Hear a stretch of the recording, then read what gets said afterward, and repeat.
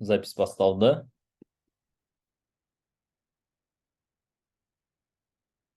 Баршаңызға қайырлы кеш. Ассалаумағалейкум дейміз. Ең бірінші слайд әрине ол ассоциация прямых продаж, да? Мен бүгін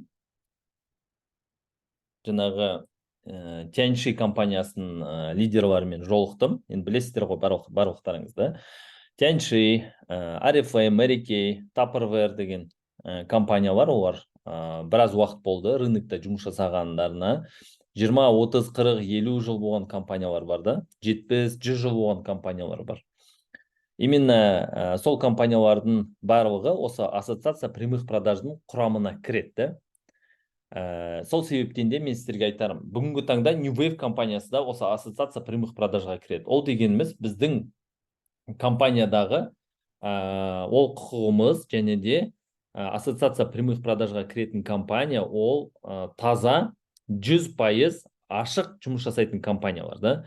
То есть налогын төлейтін, НДС-ін төлейтін, бірінші күннен бастап таза жұмыс жасайтын компанияларға не ол жаңағы ассоциация прямых продажға кіреді. Сол себептен қазір New Wave компаниясы осы құрамда.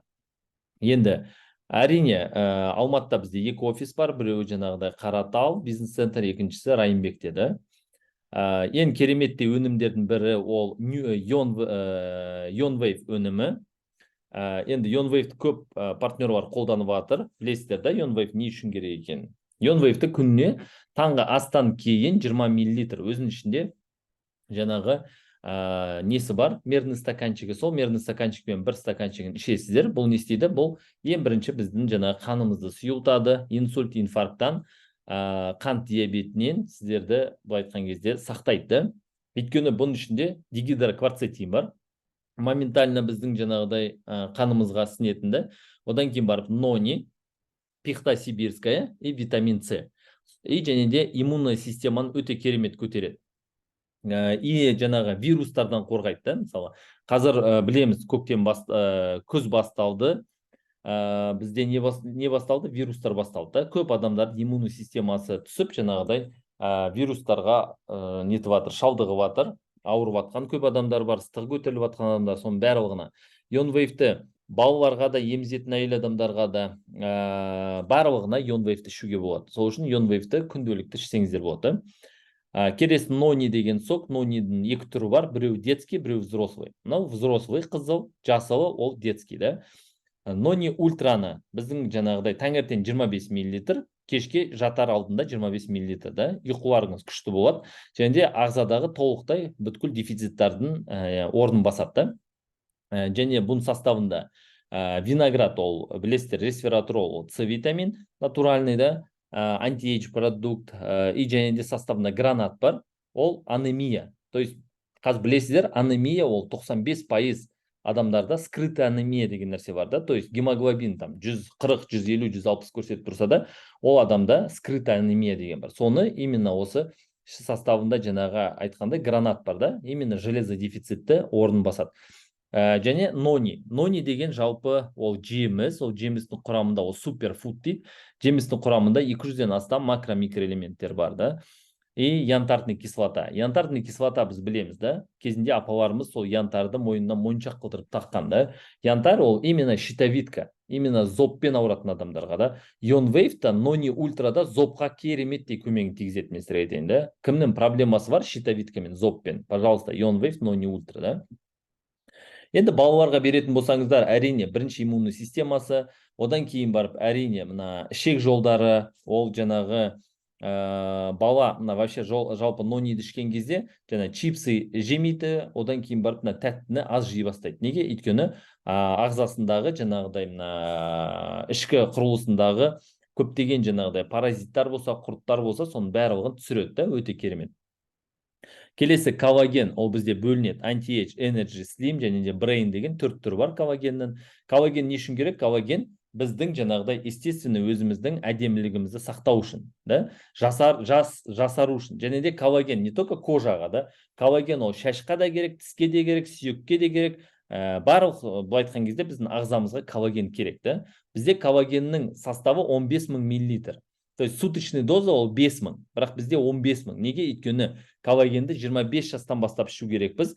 Бірақ сіз осы уақытқа дейін, мысалы 40-қа дейін, 50-ге дейін, 60-қа дейін коллаген ішпесеңіз, 10.000 доза ол соның орнын басады. Сол себептен де 15000 миллилитр, және де бұл именно морской коллаген. Морской коллаген дегеніміз қандай? Ол біздің өзіміздің идентичный, біздің ағзамыздағы коллагенге тән, да? Именно морской коллаген. Ішінде тағы да С витамин бар, және де гиалуроновый кислота бар. Гиалуронка ол тоже адамды жасартады, да? Жаңағы айтқанда, міне, анти-эйдж деген ол жасару, энерджи деген сізге энергия береді, слим деген фигура, да? То есть энерджиді, коллаген слимді даже тамақтың орнына, кешкі астың орнына ішсеңіздер болады. Қарындарыңызды ашпайды, және де кімге именно артық салмақтан арылу керек болса, осы коллаген слим керемет көмектеседі. Ну, анти-эйдж жаңағы айтқандай, да, ол жасару, тез жасарасыздар, анти-эйдж ішсеңіздер. И брейн деген ол миға арналған. Бізде қазір мына аутизммен, ЗПРмен аналар бар, балалар жаңағыдай ауыратынды. Сол неге? Осы керемет результат беріп жатыр. Осы именно нони, зеленый нони сокпен, осы брейн деген коллаген. Өйткені брейн деген коллаген именно мына мидың несі жаңағыдай сосудтарына арналған, да? То есть защищает нервную систему, және де именно здоровье сосудов именно головного мозга дейді. Сол үшін де брейн коллаген өте керемет, балаларға да берсеңіздер болады, өздеріңіз де ішсеңіз болады. Альцгеймер, Паркинсон, ұмытшақтық дейді ғой, жаңа артеросклероз, соны алдын алады, осы брейн коллаген. Black Wave қазір ол мощный детокс, және де ол именно пребиотиками дейді, бұл натуральный антибиотик. Кімде проблема кишечникпен, да? Но мен сіздерге айтайын, қазіргі таңда 95% адамдарда, балаларда именно проблема кишечникте жатыр. Неге? Өйткені кишечник деген ол біздің екінші иммунитетіміз былай айтқан кезде. Кишечникте дұрыс жұмыс жасаса, сіздің иммунитетіңіз 100% болады, да? Кишечникте проблема болса, сізде иммунитет болмайды. Сол себептен де мына пребиотикті таңертең тұрасыз, 100 грамм суға өзінің мерзімді стаканчығы бар, соны құясыздар да ішіп аласыздар. Аш қарынға. Тоқ ішек, тік ішек, бауырыңыз бар, бүйрегіңіз бар, жаңағыдай да, толықтай мына ішкі құрылысыңызды орнына келтіреді, да? Black Wave. Black Wave'ті және де жатарда да ішсеңіздер болады. Егер де сізде действительно дисбактериоз, жаңағыдай да, кишечникте проблема болатын болса, немесе жаңағыдай айтады ғой, поджелудочный железаңыз жұмыс істемесе, тоже Black Wave жақсы көмектеседі. Бұл гуменовые фолиевые кислоты с пребиотиками, да? Келесі бізде ол крем, разглаживающий крем для лица и шеи, и және де мультисыворотка. Мультисыворотканы көздің маңайына жағасыз, маңдайға жағасыз, және де носогубный, да? А кремді таңертең кешке кремнің орнына жақсаңыз болады. Керемет көмектеседі. Және де үшінші крем бар бізде SPF 30-пен бірге, да? То есть күннен қорғап тұрады. Бұның составы тоже черная икра, пептиды, гиалуронка, да? То есть состав очень шикарный. Именно премиум класс косметика, да, бұл?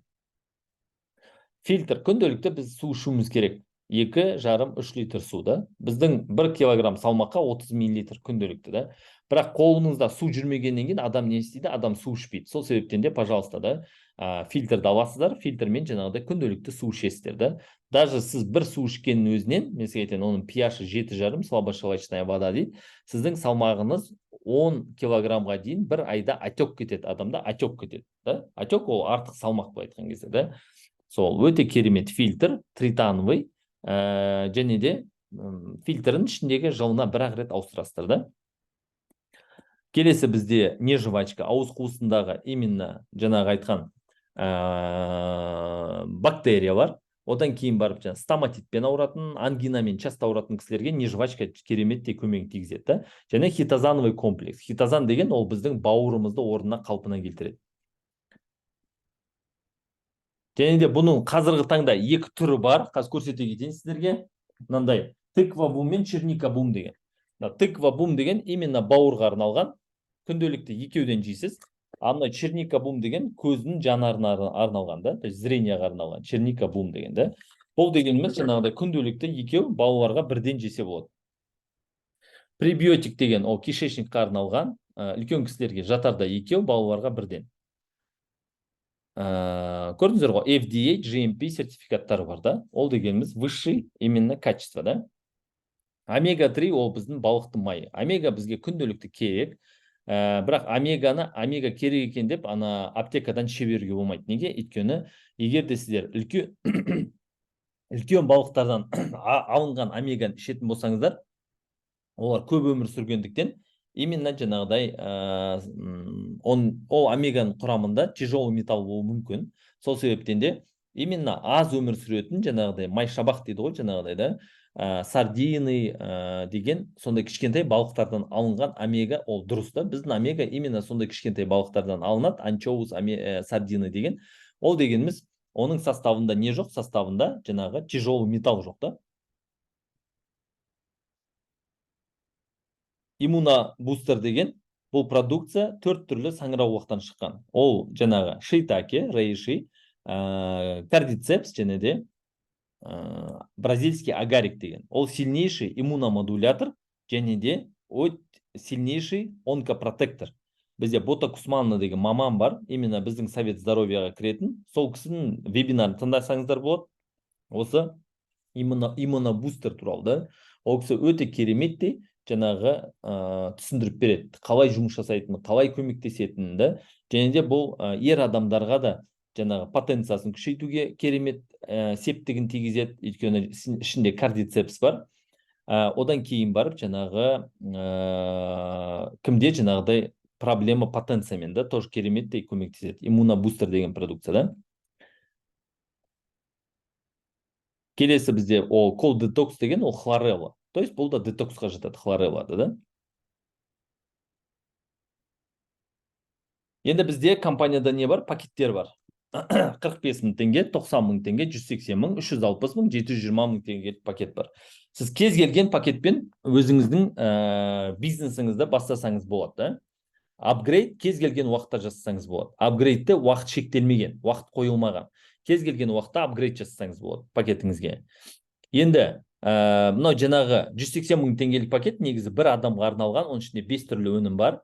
360 мың теңгелік бұл семейный пакет, 2-3 адамға арналған, 720 мың теңгелік пакет ол 3-5 адамға арналған. То есть сіздің толық жанұяңызға арналған да. Продукцияны не істейсіз? Аласыз, қолданасыз, результатын көресіз.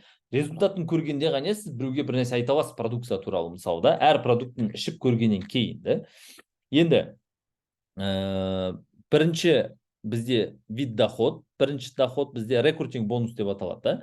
Ол 15%-дан 30%-ға дейін сізге түседі.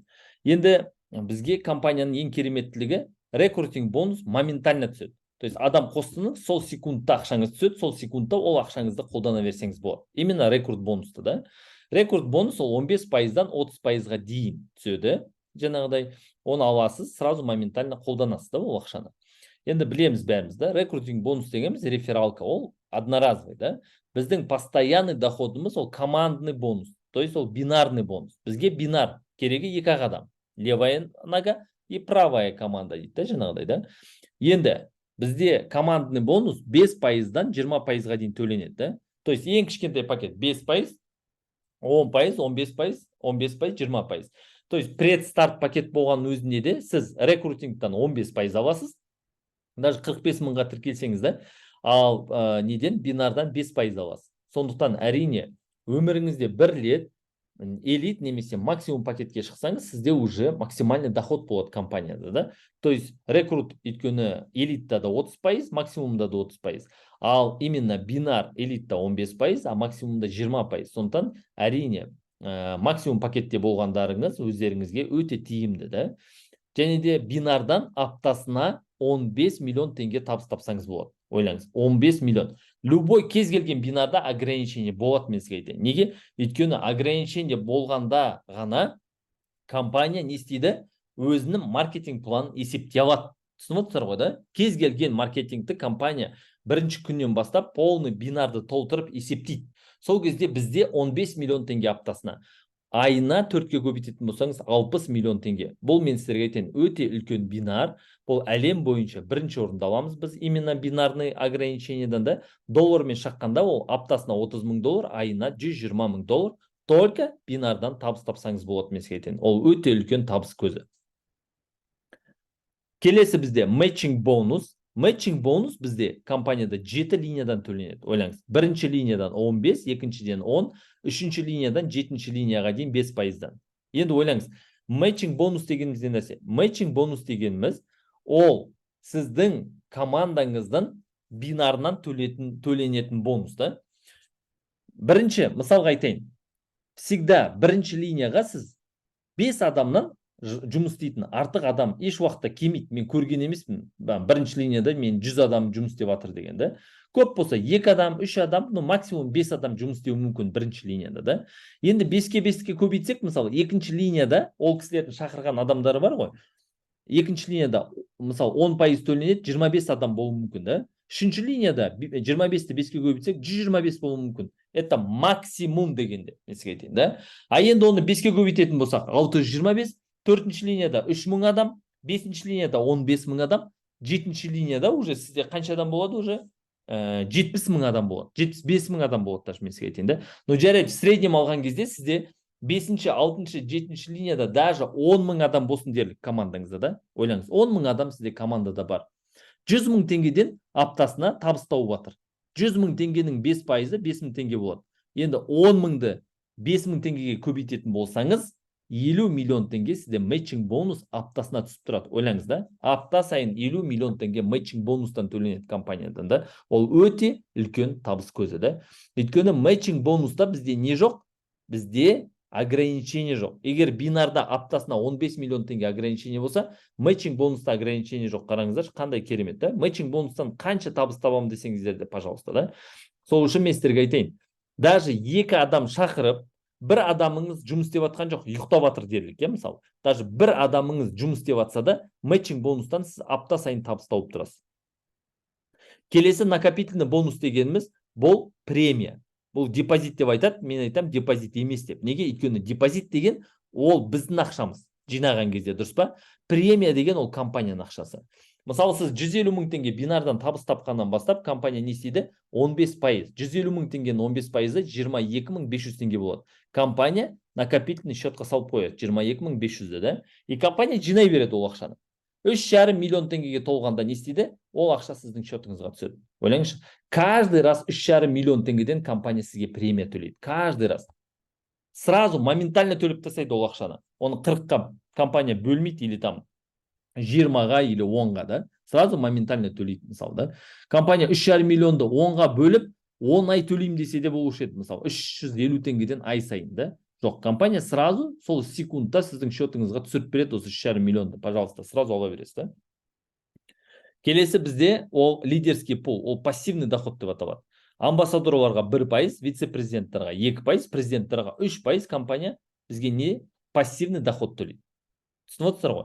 Ол дегеніміз, ертең алла бұйырса, сіз амбассадорға жетіп алғаннан кейін, сіз уже жалғыз ғана өзіңіздің товар оборотыңыз емес, компанияның товар оборотынан сіз не істейсіз? Уже 1%, 2%, 3% табыс табасыз. Компания сізге ақша төлеп тұрады, жаңағыдай да.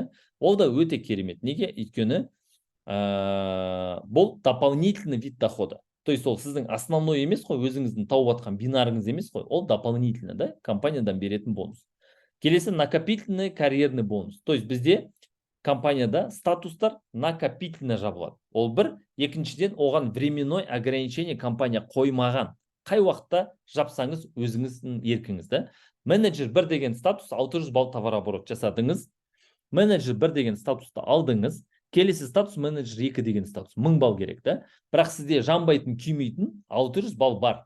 Значит, сізге қанша керек? 400 ғана керек. 400 жасадыңыз, екінші статусқа жеттіңіз да. Әр статустың өзінің подаркалары бар, берілетін да, сыйлықтары бар. Ойлаңыз да, әр статус. Пожалуйста, менеджер 5-ті 5 жылда жапсаңыз да болады. 1 жыл, 2 жыл, 3 жыл, 4 жыл, 5 жыл деп та. Немесе 5 күнде жапсаңыз да болады да. То есть компания бізді уақытпен шектемейді. Әркім өз уақытымен жабады да. Тоже супервайзерлардың әрине уже подаркалары әрине жақсы. Орада Apple Watch, iPad деген, iPhone деген да. Келесі директорлардікі уже жаңағыдай MacBook, ноутбук, телефон, Дубай деген осындай подаркалар беріледі да. Және де біздің статусқа, біздің маркетинг план бекітілмеген. То есть рекрут бонус, бинарный бонус, накопительный бонус, олар сіздің тек пакетіңізге байланысты. Ал статус не үшін керек десеңіз, статус ол сіздің компанияның алдындағы дәрежеңіз, және де ертең амбассадор, вице-президент, президенттің шыққанда сіздің пассивный доходыңыз, да. То есть амбассадорларға компания уже жаңағыдай Мальдивский острова 2 адамға сыйлық береді. Вице-президенттарға уже жаңағыдай швейцарский сағат подаркаға, и және де автобонус ол машина, да. Енді оғанға дейін сіз енді әрине өзіңіздің табысыңыздан 10 машина аласыз ба, 20 машина аласыз ба, да. А бұл сізге жаңағыдай сыйлық ретінде беріледі. Сол себептен де компания сізге оны ақшадай береді, да. Именно автобонусты. Келесі әрине клуб основателей. Ол дегеніміз сіз компанияның дамуына үлесіңізді қоссаңыз, да, компания не істейді? Сізге жаңағыдай клуб основательге кіруге, құрылтайшылардың қатарына кіруге сізге возможность береді компания, да, сондай возможность береді. Қазіргі таңда сонау Европа емес, Америка емес, Ресей емес, осы алдарыңызда отырған қазақтың қара баласы Қазақстаннан бірінші болып осы клуб основательға кірген, да. И Аллаға шүкір, оны бала шағамызға не істедік біз? Мұра етіп жазып қойдық та, жаңағыдай, да. Сонысы кереметтілігі сол. Неге? Өйткені біз ертең бұл бизнесті бала шағамызға қалатын бизнес, да. Мысалы біз білеміз, MBA алсақ та, Mary Kay, Oriflame, да, қазір уже 100 жылда өмір сүріп жатыр. Компанияның да стратегиясы сондай, да. Ертең 50 жыл, 100 жыл, чтобы үлкен жаңағыдай айтады ғой, уақытта өмір сүру, да. То есть во времени, жить во времени жаңағыдай, да. Ұзақ өмір сүру, да, компанияның стратегиясы. Сол үшін де бүгінгі таңда компания әр өзінің бонусын, әр өзі подаркасын, әр өзінің жаңағыдай берілетін маркетингтағы жаңағыдай мүмкіншіліктерін компания әрине әрқайсысын санап қойылған, да, burada. New Wave Travel деген бұл уже 8-ші бонус, мен сізге айтайын. Қазіргі таңда өздеріңіз байқасаңыздар, рекруттан түсіп жатыр сіздерге travel бонустар, да, және де бинардан да түсіп жатыр travel бонустар. И ол travel бонустар накопительно жинала береді. Ана июнь айына дейін жиналады, ойлаңыз әлі, да, мысалы, да. Январьдан бастап санаған өзінде 6 ай уақыт бар, мысалы, да, июнь айына дейін. Ол жиналады. Сол жиналған travel бонустарыңызбен ертең Алла бұйырса осындай саяхатқа тегін за счет компании барамыз. Ойлаңыз. Оның ішінде перелет төленеді, оның ішінде тамағы, оның ішінде 5 жұлдызды қонақ үйі, оның ішінде бүткіл сіздің экскурсияларыңыз қыдыратын бүткіл дүниесі ішіне төленіп қойылған компаниядан, да. Біз осыдан 2 ай бұрын Шри-Ланка аралына демалдық. Ол жерде компания бізге енді андай неден кетпестей керемет жаңағы бізге демалыс берді, да. Сол үшін Алла бұйырса келесі демалысты бірге сіздермен қыдыруға Аллах тағала нәсіп етсін.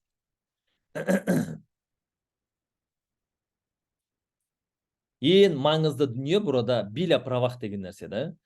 Бүгінде біраз жаңағы айтып жатырмын ғой сіздерге, сетевиктармен, именно сетевой маркетинг түсінетін лидерлармен жолығып жатырмыз. Солардың барлығын ішінде, әр сетевиктің ішінде бір боль бар, да, жаңағыдай, да. Ол қандай боль десеңіз, ол именно маркетинг ауысатын боль, да. Сол үшін де burada компания ең бірінші не істеген? Компания биля правах. Бұл корпоративный документ. Ол әр қайсыларыңыз бэк-офистардың ішінде бар. Бұл компания бізді қорғап қойған. Сонда көп адамдар сұрайды, да, мысалы, да, партнерлар, кімнен қорғайды деп, иә? Компания ең бірінші өзінен қорғайды. Неге? Өйткені бізге зиян келтіре алатын партнерларға, лидерларға тек компанияның өзі ғана. Қалай зиян келтіреді? Именно маркетинг планды өзгертеді. Сол себептен де ол қай уақытта өзгереді десеңіз маркетингті, сіз жеттім-ау деген кезде өзгереді. Жеттім-ау, наконец-то мен осы статусқа жеттім, осы пассивқа шықтым, осы жаңағыдай доходты енді алып отырам деген кезде компания сіз бір тәтті ұйықтап жатқан кезде маркетингті өзгертіп жібереді ғой. Таңертең тұрғанда сіз совсем басқа бір маркетингте, басқа бір компанияда жатқандай өзіңіз сезінесіз, да. Сол себептен де ертең сіздерде сондай неге сондай не болмас үшін компания биля правақты қабылдап қойған, мен сізге айтайын. Сол себептен де ертең бұл біздің былай айтқан кезде кепілдігіміз компаниядағы. Да, компания маркетинг өзгермейтініне. Ертеңгі жаңағы бинарымыз 20%-дан 15 болып қалып, немесе жаңағы матчинг бонусымыз, немесе жаңағыдай статустарымызға жаңағыдай, да, мысалы, там временное ограничение қоятындай, да. Солардың барлығы болмас үшін компания не істеген? Бізді қорғап қойған. Вот ол ең главный нәрсе осы деп мен есептеймін. Кез келген маркетингті. Неге? Өйткені маркетинг планды керемет қылдырып бар ғой, басында партнер жинап алу үшін жаңағыдай да біз 99% төлейміз деп тұрып, обещать етіп тұрып, жасап көрсетіп беруге де болады да, мысалы да. Бірақ ертең ол 1 жылдан кейін, 2 жылдан кейін 100 рет өзгеріп жатса, неше түрлінің барлығын жасап жатса компания, бір партнердан сұрамаса, мысалы да, ұнайды ма, ұнамайды ма демесе, оның ешқандай қажеттілігі жоқ та, мысалы. Өйткені сіз кез келген компанияға жұмсаған энергияңыз бен уақытыңызды еш уақытта ол компаниядан алып кете алмайсыз, мен сізге айтайын. Еш уақытта. Ақшаның барлық жерде лидер болсаңыз, егерде мықты сізде мінез болса, егерде любой компаниядан ақша табуға болады. Даже сол бүгін Oriflame-ға барып ақша табуға болады. Немесе сол MBA-ға 70 жыл болған барып табуға болады, мен сізге айтайын. Егерде мінезіңіз мықты болса, лидер болатын болсаңыз да. А бірақ энергияңыз бен уақытыңызды кез келген компанияға жұмсаған алып кете алмайсыз. Түсініп отырсыз ба? Сол үшін де мен сіздерге айтарым. Және де ежемесячный активность. Бірақ мен активность деп айтпаймын бұны, активационный бонус деп айтамын. Неге? Өйткені қараңыздар, ертең сіздің командаңызда 1 жылдан кейін 1000 адам болады. Немесе 5 жылдан кейін 5000 адам болады да. Бізде активационный бонус ол 35 CV дегеніміз бір продукция ол. Бір өнім ғой, практически бір өнім алып қолдану да, мысалы да. Бір нойни сокты ішу 3 бутылкасы, мысалы да. Ойлаңыз. Бізде компанияда мысалы 30 продукция бар да.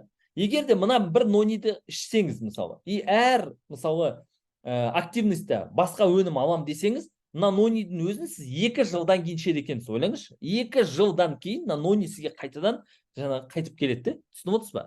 Сол үшін де мен сізге айтарым, ол бір өнім деген, мысалы, айына қолдану деген, ол өте аз. Неге? Өйткені мен бала шағаммен, әке шешеммен, мысалы да, айына 20-30 өнім кемінде қолданып тастаймыз. Кемінде, мен сізге айтайын. Каждый продукцияның бәрін біз не істейміз? Өзімізден өткіземіз, жейміз, ұнайды бізге да, результатын аламыз. Көрмейсіз бе да? Мына маңдайдың бәрін жылтыратамыз, коллагенді ішіп тұрып, мен сізге айтайын да. Мына шаштың бәрін қарайтамыз, нойниді ішіп тұрып да. Түсініп отырсыздар ма? Результат та burada самый главный продукцияның жұмыс істейтін результаты да. Енді қараңыз, сол ертең партнерларыңыздың просто продукцияны ішкеннен компания сізге не төлейді? Бірінші сізге бинар төлейді, екінші сізге матчинг бонус төлейді, үшінші накопительный бонус төлейді, төртінші сізге ол еще статусқа саналады ол объем. И және де сіз ертең 5 миллион тапсаңыз да, 10 миллион тапсаңыз да, міне алдыңыздағы отырған адам айына 20 миллион табыс табады да, мысалы да, мен де сол бір өнімді алып қолданамын. Түсініп отырсыз ғой да? Өсіп кетпейді ол 35 CV-ді. 350 болып кетпейді жаңағыдай сен ақша тауып жатырсың деп та. Немесе 3000 CV болып кетпейді ақша тауып жатырсың деп. Сол бір өнім қала береді жаңағыдай. Қандай статуста болсаңыз да, қанша табыс тапсаңыз да. Түсініп отырсыз ба да? И және де бұл активностьті мен көп жаңағыдай естіп атам да, жаңағыдай бір құбыжық сақылды көрсетеді да. Ойбай, орада активность бар, жолама барма да. Мен сіздерге бір қызық айтайын ба? Активность жоқ компанияларда қайда кетіп жатыр? Мен сізге айтайын, құлдырап, құрдымға кетіп жатыр. Неге? Өйткені активность деген ол қазық та ол. Кәдімгі қазық, компанияның қазығы. Любой компанияны айтыңыз. Avon алсаңыз да, MBA алсаңыз да, Mary Kay, Oriflame, Tianchi, бәрінде активность бар компаниялар. Любой компанияны алыңыз, мен сізге айтайын да. Неге білесіздер ма? Өйткені ол компанияларға адам жазылмаса, новичоктар тіркелмесе де, за счет адамдар, мысалы 1 миллион партнер бар ма, сол 1 миллион партнердің товар оборотынан компания өмір сүре береді ары қарай. Өйткені компанияда да өзінің шығындары бар ғой, производствосы бар, логистикасы бар, басқасы бар, промоушны бар, ана офистің арендасын төлеу керек, ана қаншама сотрудниктардың зарплатасын төлеу керек. Түсініп отырсыздар ма? Сол үшін активности бар адам, компания, мен сіздерге айтайын да, ол 100 жылда өмір сүретін компания. Пожалуйста, егер бүгінгі таңда жай ғана мен просто так жаңағыдай да бір 3 ай ғана компанияға келдім, немесе максимум 1 жыл ғана табыс тауып кетем десеңіз, онда активность жоқ компания тауып алыңыз, мен сізге айтайын да. Өйткені активность жоқ компания өмір сүре алмайды, мен сіздерге айтайын. Түсініп отырсыздар ма? Және де бізде компанияда мынандай нәрсе жоқ қой, жаңағыдай да, мысалы, ойбай сен активность жасамадың, бітті, сені шығарып тастаймыз деген нәрсе жоқ. Даже активностіңіз болмаса да, реферальный бонус сізге түсе береді счетыңызға. Пожалуйста, активность жасаған жоқсыз, адам шақырыңыздар, реферальный бонус табыңыз. Рефералка компания сізге төлеп береді. Сол реферальный бонусыңызбен активностіңіз жасап аласыз, болды. Ода тұрған түк те жоқ. Және де даже активностіңіз болмаса да, компания ол ақшаны, мысалы, сізге түсейін деп тұрған матчинг бонус пен бинарный бонусты компания өзіне алып тұрған жоқ. Вышестоящий қай спонсор активный, сол спонсорға барып түседі де, ол компрессия деп аталады. Түсініп отырсыздар ма? Сол үшін мен сізге айтайын, активность бірінші очередь ол компанияға керек емес, ең бірінші ол бізге керек нәрсе. Неге? Өйткені ол біздің стабильностіміз, компанияның стабильності да. Бізге бір күндік өмір ол керек емес, мен сізге айтайын да. Неге? Өйткені ол бір күндік компаниялардан бәрі шаршады уже. Түсініп отырсыздар ма? бәрі шаршады. Сіздер де шаршатыңыздар. Мен сізге айтайын да, компаниядан компания ауыстырған оңай ғой дейсіздер ма? Әрине шаршайсыз. Қайтадан команда құру керек, қайтадан қара жұмыс жасау керек та. Но мен сіздерге айтайын, бүгін егер де сіздер қараңызшы, компания, мысалы айтайын, кеше бір кісі айтады, МВ-дің активнесі 200 мың теңге дейді, ай сайын 200 мың теңгеге жасау керек дейді. Ойлаңызшы, 200 мың деген уже әрине ол қалтаға ұрады да, мысалы 200 мың теңге деген да. А енді 30 мың теңге деген ол не, ол 32 мың теңге деген, 32 мың теңгеге бір продукцияны алсаңыз болды да. Немесе не жвачка, жаңағы не жвачка 2 мың теңге тұрады. Сол не жвачканың 15-ін жеңізші өз бір айда, 15 не жвачка да, мысалы да, сағыздың орнына да, сіздің активнесіңіз болып санала береді да ол. Немесе мен сізге айтайын, 5 өзіңізге клиент тауып алыңызшы, 5 клиент, который біздің продукцияны Ionwave, нони ішетін, фильтрдан су ішетін мысалы да. И бізде реферальный ссылкада клиентский реферальный ссылка деген бар. Сол клиентский реферальный ссылканы беріп қойсаңыз болды. Ол адам как клиент ретінде скидкасымен ала береді продукцияны да. Бірақ оның алған ол партнер емес, оның алған продукциясынан өнімінен компания сізге клиентский бонус төлейді. Ол даже рефералкадан да көп. Мен сізге айтайын, клиентский бонус төлейді сізге. Бірақ оның жасаған объемы сізге активность болып тұра береді да. Сіз даже оны түсінбейді, білмейсіз ертең даже. Кім сіздің жаңағыдай счетыңыздан, кім сізден жаңа продукция алып жатқан, қай клиентіңіз алып жатқанын да білмейсіз да ертең. Түсіндіңіздер ма? Сол үшін мен сіздерге айтарым, керісінше сіздер қуаныңыздар, что компанияда бүгін активность бар екенін қуаныңыздар. Ол керісінше жоқ болып, жаңағыдай завуалированный жасайтын компаниялар бар жаңағыдай. Бізде жоқ деп тұрып, бірақ какой-то процентін жаңағыдай сол активностьқа тек продукция сатып аласың деп жасайтындар да бар мысалы да. Бізде компания үйтіп отырған жоқ. Ашығымен айтып отыр. Пожалуйста, бір өнім алда өзіңіздің жаңағыдай бизнестарыңызды жалғастыра беріңіз деп. Біз даже білесіздер ма? Даже мысалы активность менде 2 аптадан кейін болады да. Маған уже бүгін продукция керек. Бүгін мен коллагенім бітіп жатыр да, мысалы да. Түсініп отырсыздар ғой? Мен наоборот керісінше алдын ала жасап тастаймын, ана 2 апта бұрын жасап тастаймын. Неге? Өйткені бізде продукция ол постоянный потребляемый продукт, мен сізге айтайын да. Нониді алсаңыз да, Ionwave алсаңыз да, коллагенді алсаңыз да, омеганы алсаңыз да, постоянно біте беретін продукция да. Көрдіңіздер ма? Сол үшін де ертең мен сіздерге айтайын, мына нониді ертең сіздің 1000 адамыңыз, 5000 адамыңыз күнделікті ішкен кезде сізге 24 сағат счетыңызға ақша түсіп тұрады да, 24 сағат. Ешкім тіркелмей қойсын, новичок та тіркелмей қойсын командаңызға. 24 сағат счетыңызға ақша түсіп тұратын болады. Біз сол үшін бүгін бизнес жасап жатырмыз. Стабильность үшін жасап жатырмыз, мен сізге айтайын. Ертең осы бизнесті бала шағаңызға мұра етіп қалтырып кетесіз, Алла бұйырса. Сол үшін де мен сіздерге айтайын, керісінше бұны активационный бонус деп мен сізге айтайын да, керісінше бұны плюс қылдырып көріңіздер де. Любой кез келген дүниені екі жағынан қарауға болады, мен сізге айтайын да. Даже анау Nike компаниясындағы Африкаға барған кезде да, ана бір менеджер, ана сататын, аяқ киім сататын барған кезде да, барып жаңағыдай, ойбай, мына жақта ешкім аяқ киім кимейді екен, вообще мына жаққа аяқ киім сатпау керек деп келген ғой Африкадан. Екіншісі келіп айтады дейді ғой, бүткіл компаниядағы жаңағыдай аяқ киімді Африкаға жіберіңдер. Өйткені бұл жерде ешкімнің аяғында аяқ киім жоқ деп айтады дейді. Қазіргі таңда мен сізге айтайын, бүткіл Африканы жаңағыдайда аяқ киіммен қамтамасыз етіп отыр. Ойлаңыздаршы да, бір адамның екі ойы болуы мүмкін. Сол үшін мен сіздерге айтарым, бүгінгі таңда сіздер қуаныңыздар керісінше, что компания бүгін стабильность. Компанияда бүгін ертең бір нәрсе өзгеріп кетпейді. Компания ертең, мен сізге айтайын, сіз даже активность жасамаған күнде сізді блокқа қойып, сізді ешқайдан шығарып жібермейді. Сізге еще керісінше реферальный бонус төлеп тұрады компания. Кез келген уақытта реферальный бонусыңызды аласыз да, адам шақырасыз да, бизнесіңізді жалғастыра бересіз. Болды. Ақша тауып жатсаңыз, әрине айына бір өнім алып қолданып тұрасыз. Давайте, осы активностьқа келген кезде, давайте бәріміз жаңағыдай керісінше осының жаңағыдай плюсын көруге тырысыңыздар. Неге? Өйткені мен сізге айтайын, ол егер де бүгін уақытша компанияға келсеңіздер ғане, ол активності жоқ, ол жаңағыдай лишь бы адамдардың барлығын басын қосып алу, лишь бы адамдарды кіргізіп алу ғане ойлайды да, мысалы да. А мен сіздерге айтайын, компания бүгін ертең 10 жылға, 20 жылға, 30 жылға, 50 жылға, 100 жылға компания не істеп отыр? Жоспар құрып отыр. Вот сол да ең маңыздысы сол да. Және де компанияның әрине бүткіл несі сотрудниктері профессионалдар да. То есть бұлар жаңағыдай неше тіл білет, обязательно ағылшынша білет жаңағыдай да. Ол кісілердің барлығы біздің не істейді? Өмірімізді жеңілдетеді. То есть офис ашуға, әлемді ашуға, басқа мемлекеттерді сквад ашуға әр секунд сайын бізге соған атсалысады. Және де компанияның президенті Мария Апостол 30 жылдық тәжірибесі бар сетевой маркетингте. Алла бұйырса бізге 26 қарашада келеді, танысасыздар, ол туралы қазір айтам. Енді 5 қалада қазір бізде тренинг центрларымыз бар. Алла бұйырса, скоро басқа да қалаларға ашатын боламыз.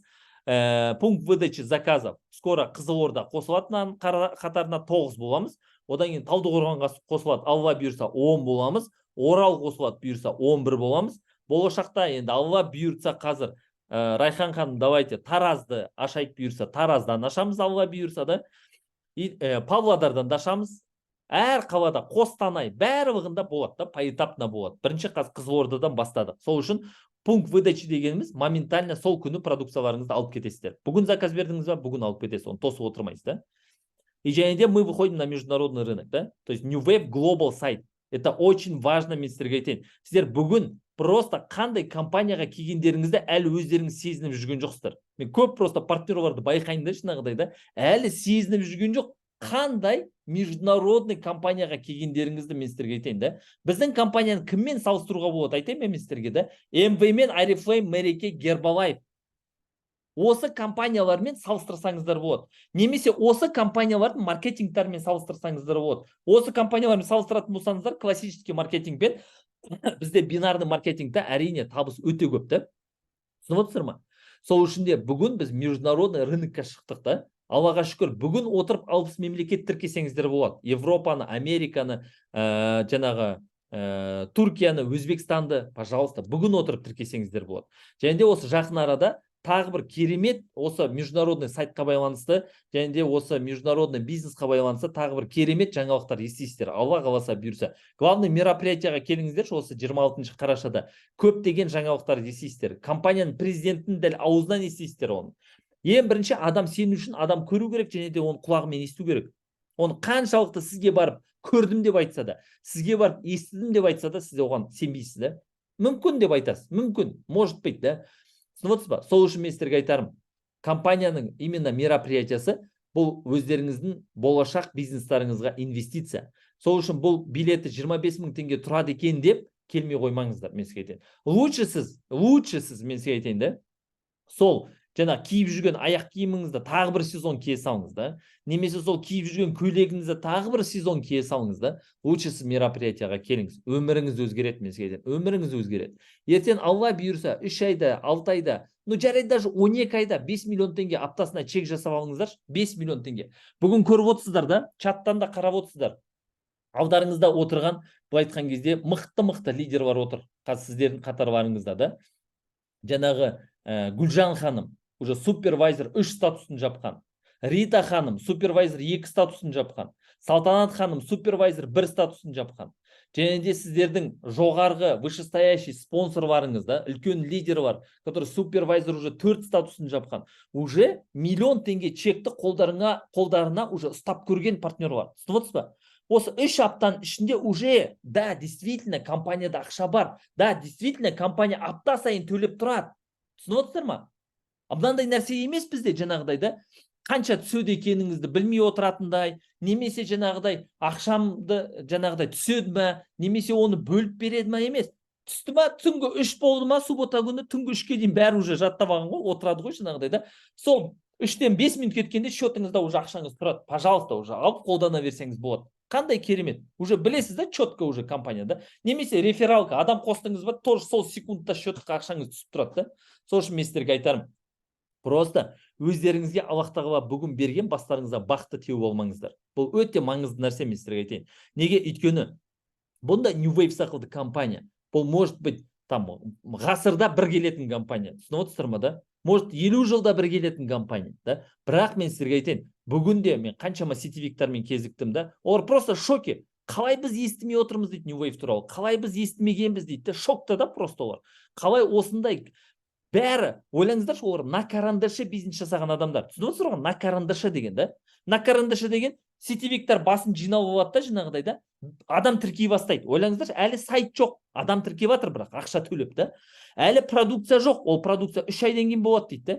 И жарты жылдан кейін вывод жасайды дейді да компания. Бірақ соның өзінде адамдар сеніп сол идеяға адам тіркеп жатыр. Ойлаңыздаршы, бүгін сіздерде, пожалуйста, бүгін тіркедіңіз ба, рефералкаңызды алдыңыз, шығарасыз, сайтыңыз істеп тұр, продукцияңызды күнбе-күн алып жатсыздар да. Қандай продукт? Ол жай ғана продукт емес қой, мынау реально крутой продукт, нони да, мысалы да. Бұны ішкен адам, мысалы, моментальный результаттарыңызды алып жатсыздар, мысалы, да, продукциядан. Одан кейін барып, компанияның жаңағы офистары, да, плюс компанияның президенті, алла бұйырса мероприятиясына келесіздер. Бірінші мероприятияда тарихына кіресіздер да компанияның, да. И және де ертең алла бұйырса осы мероприятияға келген лидерлармен, келген партнерлармен бәріміз ат салысып жұмыс жасайтын боламыз. Барлығымыз. Неге? Өйткені бізге де серьезный, бізде өзіміздің уақытымыз бен энергиямызды, мен сізге айтайын, санасамыз. Түсініп отырсыз ғой? Бізге невозможно ғой каждый адаммен жұмыс жасауға, да. Бірақ мен сіздерге айтайын, қазіргі таңда мен қараңыздар, осы 20 күнде мен санап отырсам, 20 күнде, да, мен қай жерге барды десеңіздер, мен Ақтауда болдым, Жаңаөзенде болдым, білесіздер, да, Қызылордада болдым, Шымкентте болдым, Астанада болдым, Қарағандыда болдым, Ташкентке ұшып барып келдім, осы 3-4 күн бұрын Данияр мырзамен бардық, да. Мына жақта и және де Талдықорғанға барып келдім, ойлаңыздар. Осы 20 күннің ішінде 8 регионға барып келіппін. Мен санап отырсам, қараңыздар, мен аяғымды 20 миллион айына тауып жатырмын, Аллаға шүкір деймін, да. Аяғымды көтеріп қойып та бүйтіп жатсам болар еді ғой, потолокқа түкіріп қойып, давайте деп қойып, зумға шығып қойып, жасаңыздар деп қойып, дұрыс па? Мен өйтіп жата алмайды екенмін. Мен сіздердің әрқайсыларыңыз пока аптасына 15 миллион таппағанша мен жата алмайды екенмін. Мен соны түсіндім, да. Неге? Өйткені сіздер бүгін өздеріңіздің мақсаттарыңызға, армандарыңызға жетем деп келіп отырсыздар. Ешкім сетевойға еріккеннен келмейді. Ешкім сетевойға келіп еріккеннен ақшасын салмайды. Және де именно New Wave компаниясын бір жерін түсінбей жатсаңыздар, бір жерін білмей жатсаңыздар, сол үшін барып, көрісіп, танысып, действительно мен осындай адаммын. Жай ғана зумда отырып, мен бүйтіп айғалап отырмаймын, менде келем, менде жұмыс жасаймын, менде ат салсам. Түсініп отырсыздар ма? Сол үшін мен сіздерге айтарым, келіңіздер. Мен әрқайсыларыңызды Алматыда тосам, 26 қарашада. Әрқайсыларыңызды тосам. Маған десе ана көршіден қарызға ақша сұрасаңыз да, маған десе кредит алсаңыз да келіңіз. Ашты айтсам да, қатты айтсам да. Неге? Өйткені біз сол партнерлармен жұмыс жасайтын боламыз. Сол партнерларға күш салатынымызды боламыз. Сол партнерларға энергиямызды жұмсаймыз біз. Именно бүгін 100% компанияға сенетін, 100% бізге сенетін лидерларға сенетін, да, 100% бізбен бірге атсалысатын партнерларға. Алла бұйырса, мен сіздерге айтамын, әрқайсыларыңыз чектарыңыз аптасына 15 миллион болмағанша, бұйырса мен сіздерге айтамын, бүткіл осы лидерлармен біз жатпай тұрмай әрекет жасаймыз. Алдыда үлкен мероприятиялар күтіп тұр, мен сізге айтайын. Компанияның 1 жылдығы болады, июньнің 8 күні. 1 жылдығы болады. Сол компанияның 1 жылдығына бізде қазірдің өзінде үлкен жоспар бар. Сол жоспарды осы жолы лидерлармен бірге Алматыда біз сөйлесетін боламыз, ақылдасатын боламыз. Алла бұйырса, біз соған үлкен мероприятияға дайындық жасаймыз. Бірақ сол компанияның мероприятиясында сіздер анау сахнада тұру керексіздер. Алла бұйырса, үлкен статусқа жетіп, үлкен чектарға жетіп. Компанияда, пожалуйста, временное ограничение жоқ. Пожалуйста, ешнәрсе жанып кетпейді, күйіп кетпейді.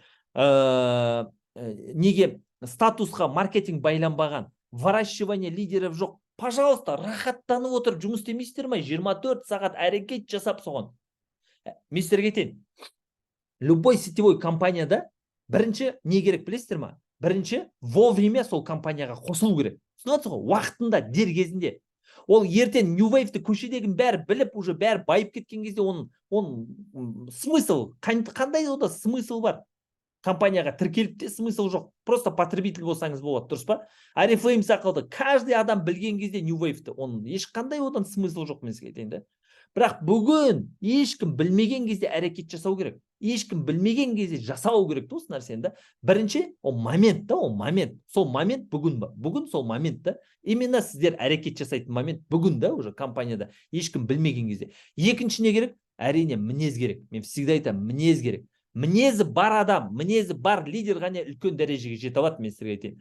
Но сіздер бүгін мен сағат уже 11:30 болды, да. 100 адам отырсыздар осы зумда, да. Мен ойлаймын, мінезі жоқ адам баяғыда ұйқысын қимай уже ұйықтап жатушы еді, да. Сіздердің мінездеріңіз бар, сіздер отырсыздар қазір, да. Осы Мерхат мырзаны тыңдайықшы осы зумда деп мотивация алайықшы, да. Осыған үміттеріңіз бар, әрқайсыларыңыз партнер болып қосылдыңыздар, да. Сол үшін мен сіздерге айтарым, бүгінгі осы New Wave компаниясын берген возможностьын терять етпеңіздер, мен сізге айтайын. Көш жүреді, естеріңізде болсын. Ит үреді, мысық мияулайды. Бірақ ит пен мысықты ешкім мән бермейді. Ол қала береді, сөйтіп мияулап, түсініп отырсыздар ма, да? Бірақ біз Алла бұйырса, қол ұстасып лидерлармен бірге компанияның жаңағы амбассадор, вице-президент, президент статусына жетіп, үлкен дәрежеге бірге жетеміз. Алла қаласа бұйыртса. Сонау Американың төрінде отырып, New Wave компаниясының жалауын көтеріп, Қазақстанның жалауын көтеріп, бүткіл әлемді біздің бинарымызға бұйырса жазамыз. Алла қаласа бұйыртса. Бүткіл бинарымызға, біздің бинарымызда тұратын болады. Біздің, естеріңізде болсын, біздің ата бабамыз, ана Оян қазақ деген киноны көрген шығарсыздар да, біздің ата бабамыз батыр болған, еш нәрседен қорықпаған, мінезі мықты болған, мен сізге айтайын да. Және де біздің ата бабаларымыз бүткіл әлем, жарты әлемді жаулап алған да, мен сізге айтайын да. Егер де сол кезде самолет болса, сол кезде пароход болса, бүткіл әлемді жаулап алушы еді да, Америкаға дейін барушы еді, мен сізге айтайын да. Аттың үстінде жүріп жарты әлемді жаулап алған да. А бүгін біз New Wave компаниясымен барлық әлемді жаулайтын боламыз. Алла қаласа бұйырса. Барлығын өзіміздің бинарымызға қоятын боламыз. Алла бұйырса. Бүткіл Америкада барлығы біздің бинарымызда тұратын болады. Алла қаласа бұйырса. Сол үшін мен сіздерге айтарым. Қырғызстан, мынарда арамызда Қырғызстан отырса, Қырғызстан келіңіздер, сіздерді тосамыз. Бүгінгі таңда Алла бұйырса, Қырғызстан бар, Өзбекстан бар, Қазақстан бар. Бәріміз бүткіл әлемді бірге жазамыз. Алла бұйырса. Өйткені біз бірге бастап жатырмыз. Естеріңізде болсын. Қырғызстан, Өзбекстан, жаңағы Қазақстан біз бірге бастап жатырмыз. То есть бүгінгі таңда Қырғызстан да біздің қатарымызда. Неге? Өйткені біз бірге бастап жатырмыз бүгін. Сіздермен бірге. Алла бұйырса. Қырғызстаннан, Өзбекстаннан сіздер біріншісіздер. Ойлаңыздар, сіздерден басқа ешкім жоқ. И бүткіл әлемді бұйырса Алла жазса біздің бинарымызда тұратын болады. Соны Америкада, Европа, Азия. Сол үшін де соған көздеріңізді жеткізу үшін 26 қарашаға келу керексіздер, мен сізге айтайын. Келу керексіздер. Қалай да болсын, бар ғой, егер де жаяу болсын, бүгін шығып кетсеңіздер 26-сы жетесіздер, Алла бұйырса. Жаяу келсеңіздер, қалай келсеңіздер, сіздер мероприятияға келіп тұрып, осыған қатысып тұрып, танысып тұрып, көздеріңізбен көріп, құлақтарыңызбен есту керексіздер. Сол кезде Алла бұйырса, мен сіздерге айтайын, сіздер амбассадор, вице-президент, президент болып, клуб основателінің төрінде отыратын боласыздар. Сондықтан мен сіздерге айтарым, бүгінгі таңда New Wave компаниясы әркімге бұйыра бермейді. New Wave компаниясы бүгін именно ниет қылдырған, ниеті түзу адамдарға, және де Аллах тағаладан сұраған адамдарға бүгін Аллах тағала осы дұғасына осы New Wave компаниясын беріп тұр, мен сіздерге айтайын. Басқа біреу отырса отырмайды ма осы зумда? Сіздерден басқа, дұрыс па? Именно сіздер отырсыздар да. Сол үшін де бүгін осы Аллах тағаланың берген сыйын, осы берген керемет компанияны давайте осы қолымызда ұстап бағалап, осының жемісін сіздермен бірге жейік. Менің тек ниетім сол, жемісін бірге жеу осы компанияны, Алла бұйырса. Пока әрқайсыларыңыздың чектарыңыз 15 миллион болмағанша біз жатпай тұрмай әрекет жасаймыз, мен сіздерге айтайын. Айтып отырмын ғой, әр зумда айтамын ғой мен сіздерге да. Және де Алматыға келгенде де танысып, дәл осы нәрсені мен сахнаға шығып тұрып айтатын боламын, Алла бұйырса. Сондықтан әрқайсыларыңызды бүгін осы New Wave компаниясына келіп, осыға біздің қатарымызда отырғандарыңызға мен құттықтағым келіп отыр. Және де Алла бұйырса 26 қарашада жүздесеміз, кездесеміз, жемісті де, жеңісті күндерде жолыққанша да. Данияр мырза, Жанар ханым, мен сіздерді жақсы көрем. Рита ханым, Салтанат ханым, Гүлжан ханым, Гүлдана ханым, Сәуле ханым да барлық осы лидерларды, осы бірінші компанияға сеніп, осы бізге сеніп келген лидерларды мен шын жүрекпен жақсы көрем, шын жүрекпен құрметтеймін да. Неге? Өйткені біз жалғыз адам шаңы шықпайды, мен сіздерге айтайын. Жалғыз адам команда құра алмайды. Жалғыз адам ешкім бола алмайды, мен сізге айтайын да. Бірақ командамен бірге біз бірге өсеміз, бірге өнеміз. Осы нәрсені ұмытпаңыздар. Еш уақытта естеріңізден шығармаңыздар. Біз бір команда екенімізді, біз бірге екенімізді, біз мықты екенімізді. Сол үшін мен сіздердің баршаңызды сыйлаймын, баршаңызды жақсы көрем. Да, Рита ханым. Все, Алла бұйырса, тек қане алдыға, тек қане New Wave компаниясының жемісті күндері бұйырса соны тойлатайық бірге, Алла жаса. Компанияның бір жылдығында мен сіздерге айтайын, мыңдаған партнермен тұратын боламыз, Алла бұйырса. Мыңдаған партнердің алдында сіздерді анау сахнада қошеметтейтін боламыз. Статустарыңызбен, подаркаларыңызбен, жеткен чектарыңызбен, сертификаттарыңызбен Алла бұйырса сол күнге жететін боламыз, Алла жаса. Сол үшін барлықтарыңызды жақсы көрем. Давайте, айтады ғой, жаңағыдай. Сау саламатта болайық.